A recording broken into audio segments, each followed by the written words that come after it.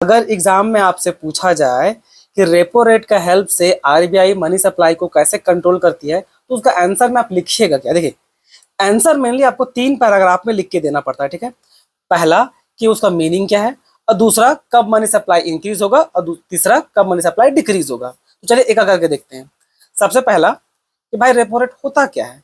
देखिए, जब commercial bank आपका आरबीआई से जब लोन लेती है ना, और उस लोन पे जब वो इंटरेस्ट चार्ज करती है आरबीआई कॉमर्शियल बैंक से, तो उस रेट ऑफ इंटरेस्ट को बोला जाता है कि आपका रेपो रेट। अब मनी सप्लाई इंक्रीज डिक्रीज कैसे होगा, दूसरा पैराग्राफ में लिखना है। मान लीजिए सेकंड में, मान लीजिए आरबीआई को मनी सप्लाई डिक्रीज कराना है, मार्केट से मनी सप्लाई कम करना है, ठीक है। अब मनी सप्लाई डिक्रीज करना है तो आरबीआई क्या करेगी, रेपो रेट को इंक्रीज कर देगी। रेपो रेट को इंक्रीज कर देगी तो इससे क्या होगा, रेपो रेट जब आपका इंक्रीज होगा तो रेट ऑफ इंटरेस्ट ज्यादा पड़ेगा कॉमर्शियल बैंक लोग को, और जब ज्यादा कॉमर्शियल बैंक को रेट ऑफ इंटरेस्ट पड़ेगा तो वो लोन का अमाउंट कम कर देगी, यानी कम अमाउंट में लोन लेगी, ठीक है।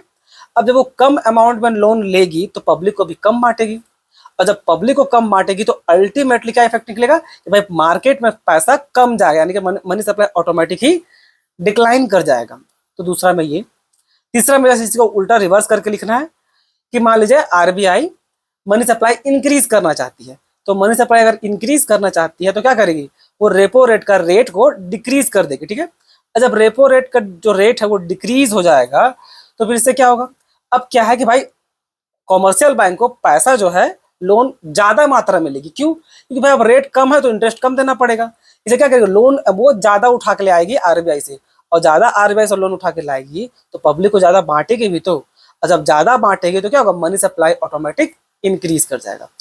तो इस तरह बच्चा आपको मेनली 3 पैराग्राफ में आंसर देना पड़ता है, ठीक है। आई होप आपको समझ में आया हो। धन्यवाद।